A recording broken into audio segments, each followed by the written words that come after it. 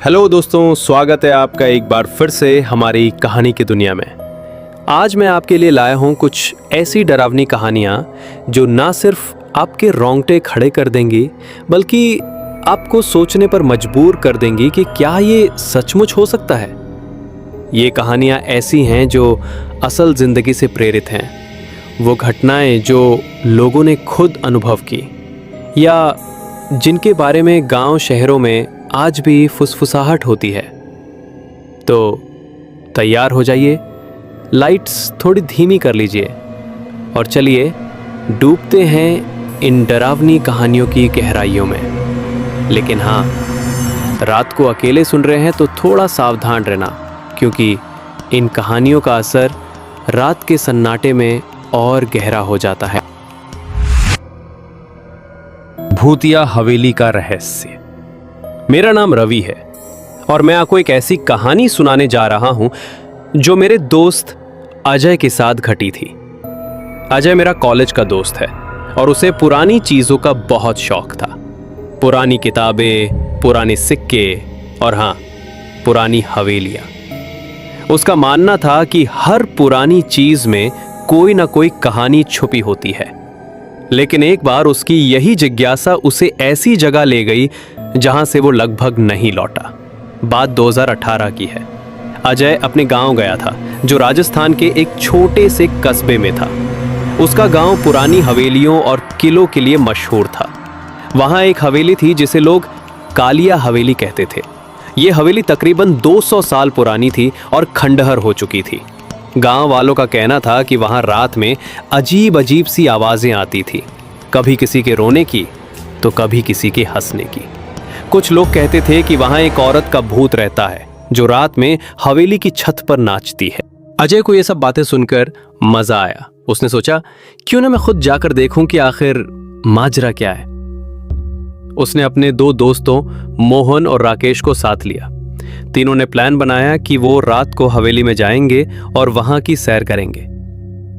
मैंने अजय को मना किया था, लेकिन वो बोला, यार ये सब अफवाहें होती हैं, मैं तो बस मजे के लिए जा रहा हूं। रात के करीब 11 बजे तीनों हवेली पहुंचे। हवेली का दरवाजा टूटा फूटा था और अंदर का माहौल ऐसा था जैसे समय यहां रुक गया हो। दीवारों पर पुरानी पेंटिंग्स थीं, जिनमें से कुछ इतनी डरावनी थीं कि देखकर ही रूह कांप जाए। हवेली के अंदर धूल और मकड़ियों के जाले थे और हर कदम पर फर्श से चरमराने की आवाज आती थी। तीनों ने टॉर्च जलाकर हवेली का मुआयना शुरू किया। पहले तो सब ठीक था, लेकिन जैसे जैसे वो हवेली के अंदर की ओर बढ़े उन्हें अजीब सी बेचैनी होने लगी। मोहन ने कहा, यार यहां कुछ ठीक नहीं लग रहा, चलो वापस चलते हैं। लेकिन अजय हंसते हुए बोला, अरे डर मत यार, ये सब तुम्हारा वहम है। तभी उन्हें एक कमरे से हल्की हल्की सीटी की आवाज सुनाई दी। पहले तो तीनों रुक गए, लेकिन अजय ने कहा, शायद हवा चल रही होगी। वो उस आवाज की दिशा में बढ़ने लगा। कमरे में पहुंचते ही उन्हें एक पुराना दर्पण दिखा जो दीवार पर टंगा था। दर्पण धूल से भरा था, लेकिन उसमें कुछ अजीब सा दिख रहा था। अजय ने टॉर्च की रोशनी दर्पण पर डाली और जो उन्होंने देखा उससे उनके होश उड़ गए। दर्पण में उनकी अपनी परछाइयां तो थीं, लेकिन उनके पीछे एक और परछाई थी, एक औरत की, जिसके बाल खुले थे और चेहरा इतना सफेद था जैसे उसमें खून ही ना हो। वो औरत दर्पण में मुस्कुरा रही थी, लेकिन जब उन्होंने पीछे मुड़कर देखा तो वहां कोई नहीं था। राकेश चीख पड़ा और बोला, यहां से निकलो अभी। तीनों भागने लगे, लेकिन हवेली का रास्ता जैसे बदल गया था। वो बार बार उसी कमरे में पहुंच रहे थे जहां वो दर्पण था। हर बार दर्पण में वो औरत उनकी ओर देखकर हंस रही थी। अजय, जो पहले मजाक उड़ा रहा था, अब डर से कांप रहा था। तभी अचानक हवेली में सारी खिड़कियां और दरवाजे जोर जोर से खुले बंद होने लगे। ऐसा लग रहा था जैसे कोई उन्हें रोकना चाहता हो। किसी तरह तीनों हवेली से बाहर निकले और गांव की ओर भागे। जब वो गांव पहुंचे तो गांव वालों ने उन्हें देखकर कहा, हमने तुम्हें मना किया था, उस हवेली में एक रानी रहती थी, जिसे उसके पति ने धोखे से मार दिया था, वो आज भी वहां अपनी आत्मा के साथ भटकती है और जो भी वहां जाता है उसे अपने साथ ले जाना चाहती है। अजय आज भी उस रात को याद करके कांप उठता है। उसने फिर कभी किसी पुरानी हवेली में कदम नहीं रखा। अब बढ़ाते हैं अगली कहानी की ओर। रात का अनजान मुसाफिर। अब मैं आपको एक ऐसी कहानी सुनाता हूं जो मेरे मामा के साथ घटी थी। मेरे मामा ट्रक ड्राइवर थे और अक्सर रात रात भर हाईवे पर गाड़ी चलाते थे। ये कहानी उस वक्त की है जब वो दिल्ली से लखनऊ जा रहे थे। रात के करीब 2 बजे थे।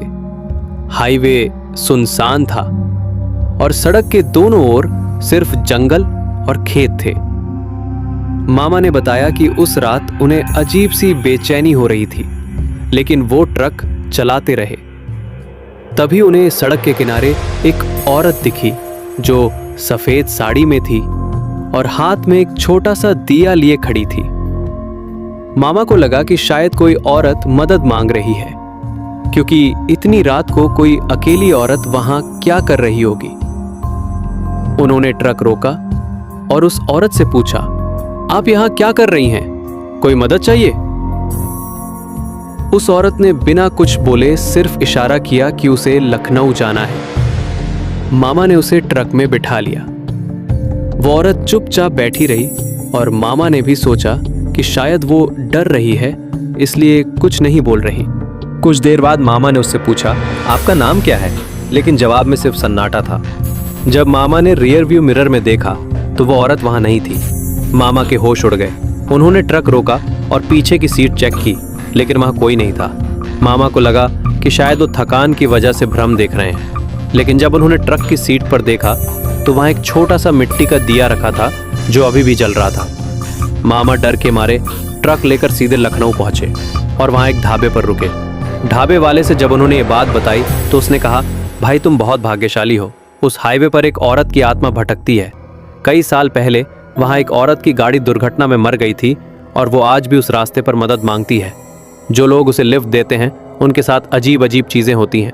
मामा ने उस रात के बाद वो हाईवे छोड़ दिया और आज भी उस दिए को अपने पास रखे हुए है ताकि वो उस रात को कभी ना भूले।